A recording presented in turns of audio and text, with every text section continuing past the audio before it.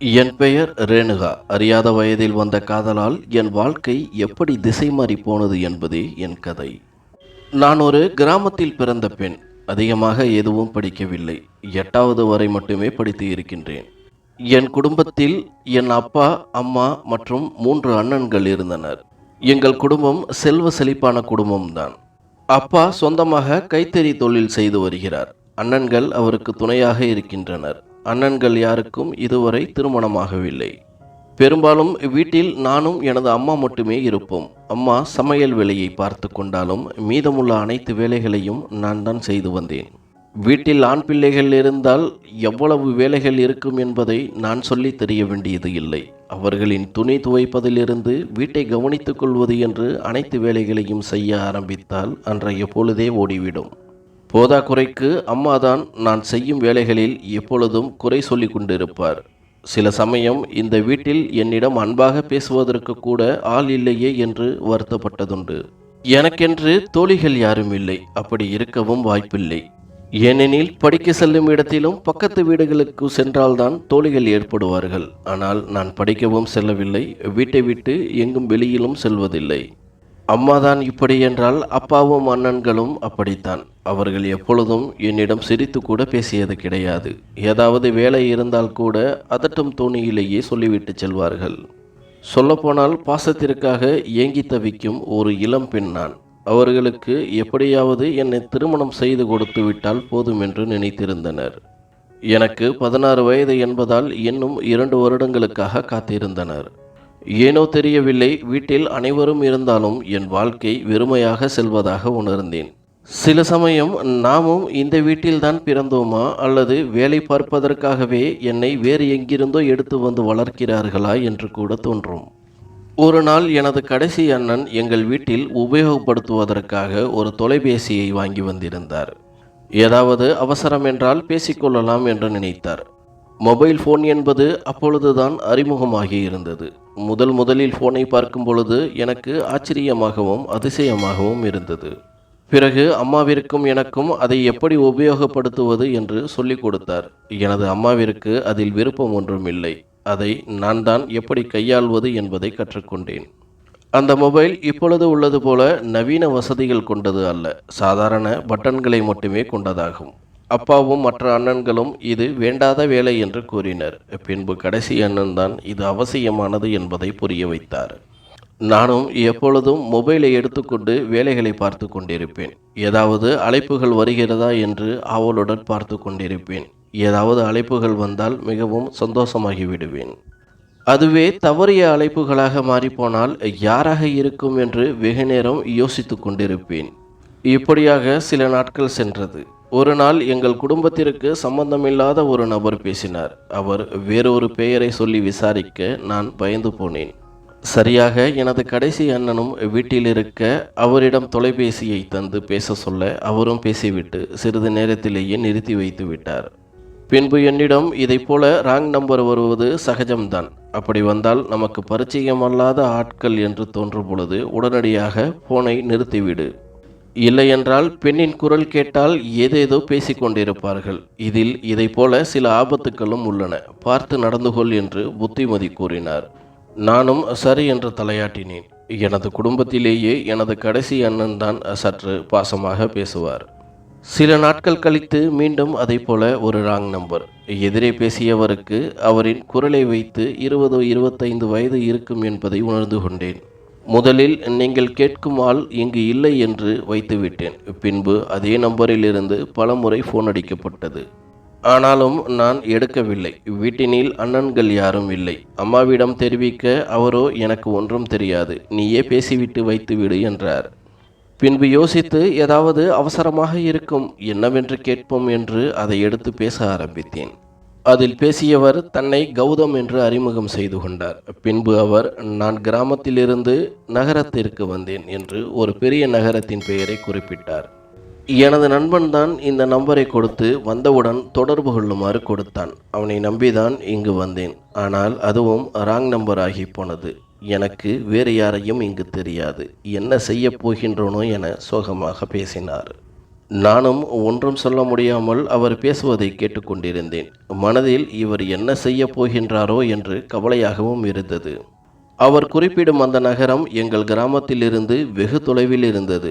நானும் கவலைப்படாதீர்கள், இன்னும் 2-3 முறை நம்பரை மாற்றி அடித்து பாருங்கள், ஏதாவது தவறாக எழுதியிருக்க வாய்ப்பு இருக்கும் என்று கூறி ஆறுதல் கூறினேன். அவரும் சரி, நான் பார்த்து கொள்கிறேன் என்றார். பின்பு என்னிடம் உங்களின் பெயர் என்ன என்று விசாரிக்க நான் பதில் ஏதும் கூறாமல் போனை வைத்து விட்டேன். எனக்கும் அவருக்கு என்ன ஆனதோ, எதற்காக வந்தாரோ என்று மனம் சற்று கவலையாகவே இருந்தது. மறுநாள் அதே நம்பரிலிருந்து அழைப்பு வந்தது. எனக்கும் சற்று ஆவலாகவும் பதட்டமாகவும் இருந்தது, அவருக்கு நேற்று என்ன நடந்திருக்கும் என்று.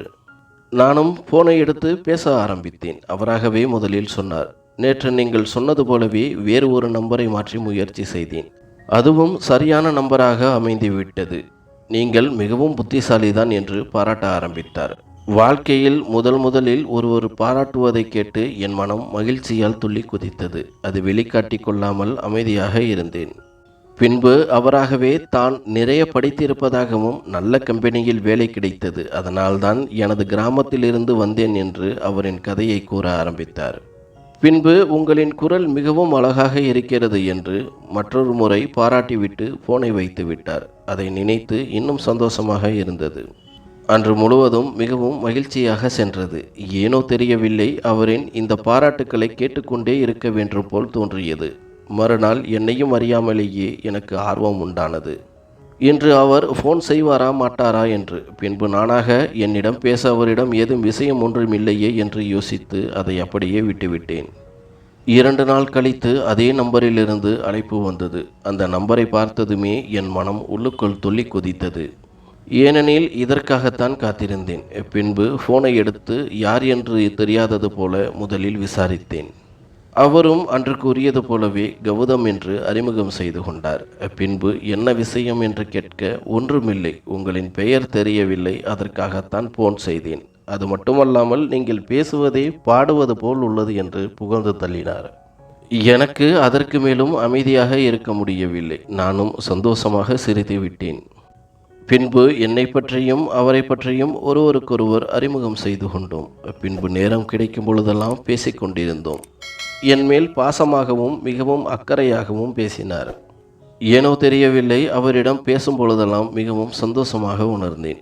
வீட்டில் கிடைக்காத அன்பு அவரிடம் கிடைப்பதாக உணர்ந்தேன். ஒரு நாள் ஃபோன் செய்யவில்லை என்றாலும் துடிதுடித்து போனேன். மறுநாள் அவர் ஃபோன் செய்யும் பொழுது இதையே தான் அவரும் கூறுவார். எங்களின் இந்த பழக்கம் நட்பையும் தாண்டி காதலை நோக்கி நகர்ந்தது. இதற்கிடையில் எனது அம்மாவும் என்னை கவனிக்க ஆரம்பித்து இருந்தார். இதை பற்றி அவரிடமும் கூறினேன். பின்பு அவர் உனது அம்மாவிடம் தொலைபேசியை கொடு என்றார். நானும் அதிர்ச்சியுடன் எதுக்கு என்று கேட்க, நீ கொடு, நான் பார்த்து கொள்கிறேன் என்றார். நானும் அம்மாவிடம் கொடுத்தேன். என்ன அதிசயம் என்று தெரியவில்லை, அம்மா வெகு நேரமாக அவரிடம் பேசிக்கொண்டிருந்தார். அதுவும் சிரித்து சிரித்து பேசிக்கொண்டிருந்தார். இது எனக்கு ஆச்சரியமாகப்பட்டது. பின்பு அம்மாவும் என்னிடம் தொலைபேசியை கொடுக்க நானும் அதிசயித்து போய் என்னவென்று கேட்டேன். அவரும் நான் பெண் குரலில் உனது தோழி என்று அறிமுகம் செய்து கொண்டேன். உன்னோடு 8வது வரை படித்தவள் என்றும் பின்பு நகரத்திற்கு சென்று வசிக்கிறேன் என்றும் கூறினேன். அது மட்டுமல்லாமல் நான் மிகப்பெரிய பணக்காரி என்றும் அறிமுகம் செய்து வைத்துள்ளேன். உன்னிடம் கேட்டாலும் நீயும் அப்படியே சொல் என்றார். நானும் சரி என்று சந்தோஷத்துடன் சம்மதித்தேன். பின்பு அம்மாவும் பெரிதாக கண்டுகொள்ளவில்லை. அண்ணன் அப்பா இல்லாத நேரங்களில் தாராளமாக பேசிக்கொண்டிருந்தோம்.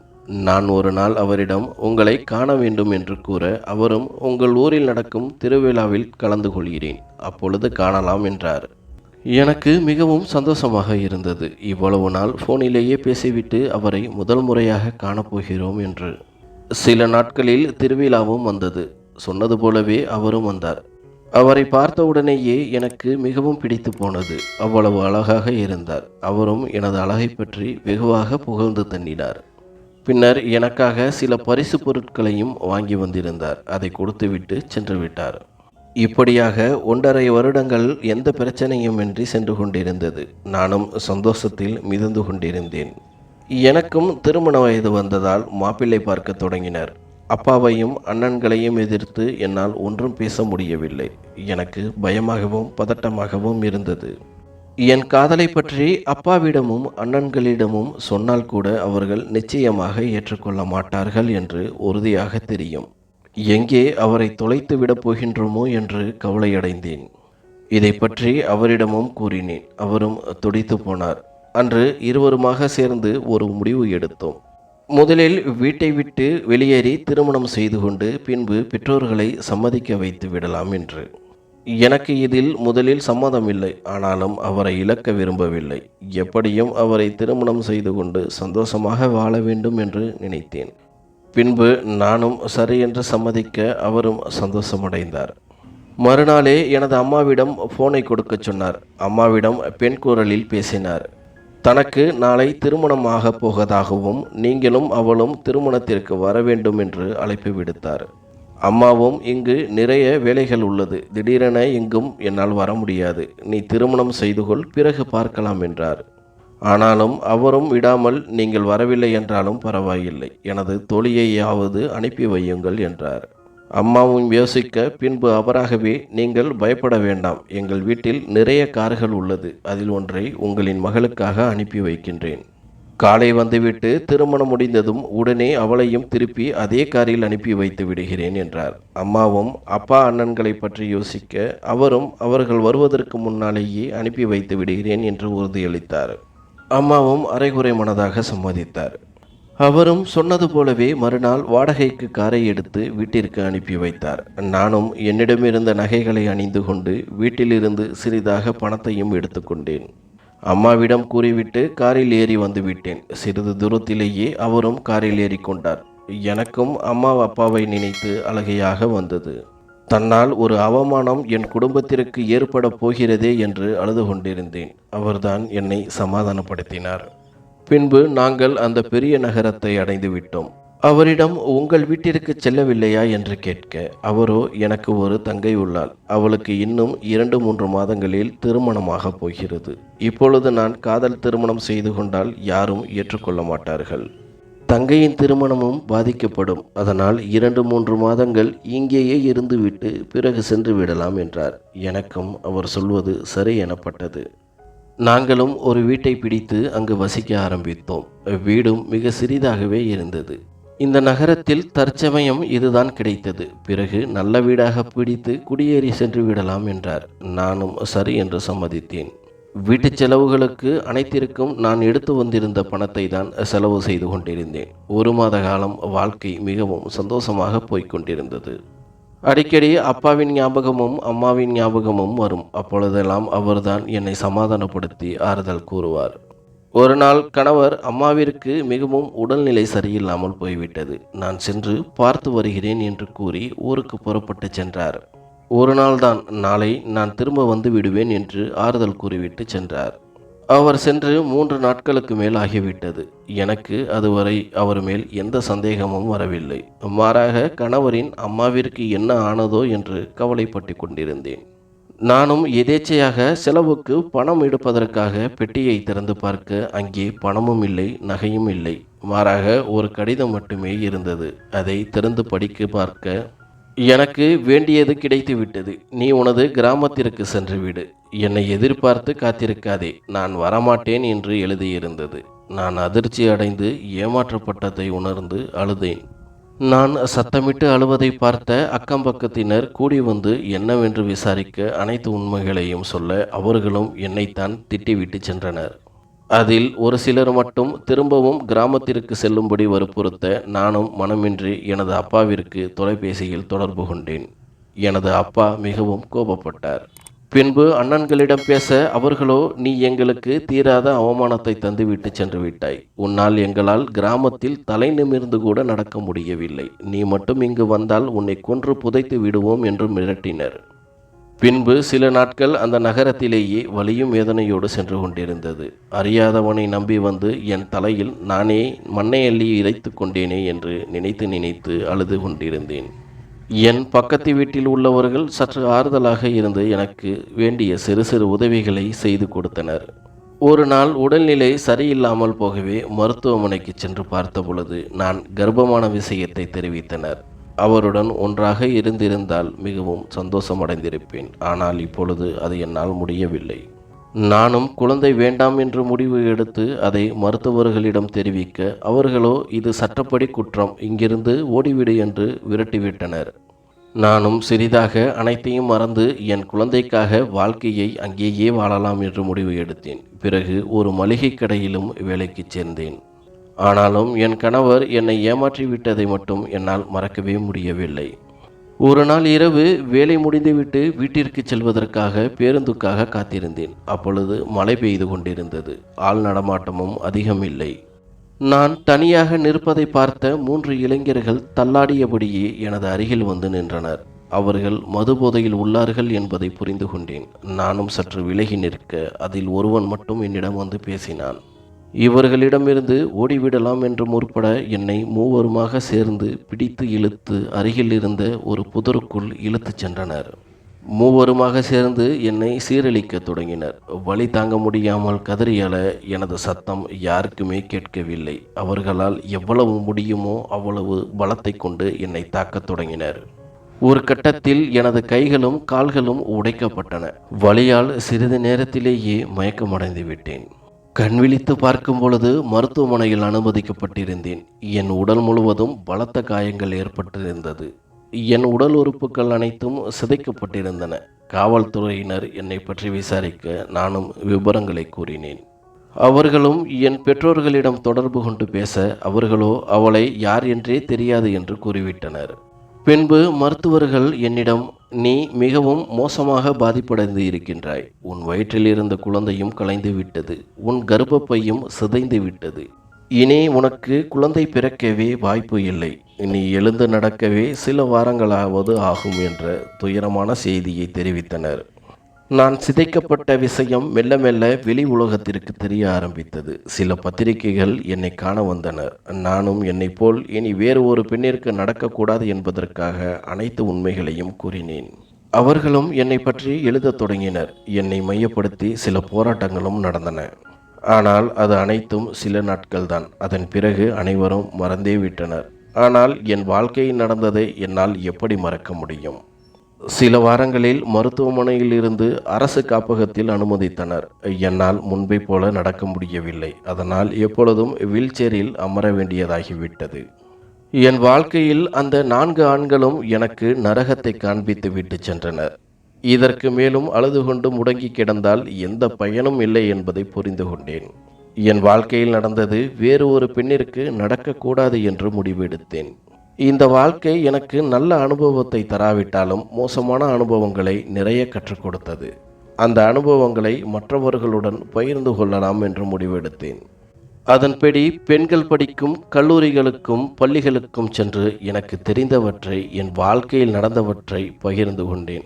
அறியாத வயதில் வரும் காதலால் ஏற்படும் விளைவுகளின் உதாரணமாக நானே இருப்பதாக கூறி அவர்களுக்கு புரிய வைத்தேன்.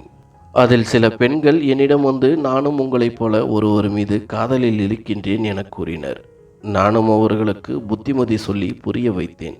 நான் எடுத்த இந்த முயற்சிக்கு சில தொண்டு நிறுவனங்களும் உதவி செய்தன. எனக்கு என்னைப் போல ஒரு பெண் பாதிக்கக்கூடாது என்ற எண்ணம் மட்டுமே இருந்தது. ஆனாலும் என்ன செய்ய, அந்த வயதின் காரணமாக இன்னும் இதை போல சம்பவங்கள் நடந்து கொண்டுதான் இருக்கின்றது. இந்த கதையை பற்றி உங்களின் மேலான கருத்துக்களை தெரிவிக்கவும். நன்றி.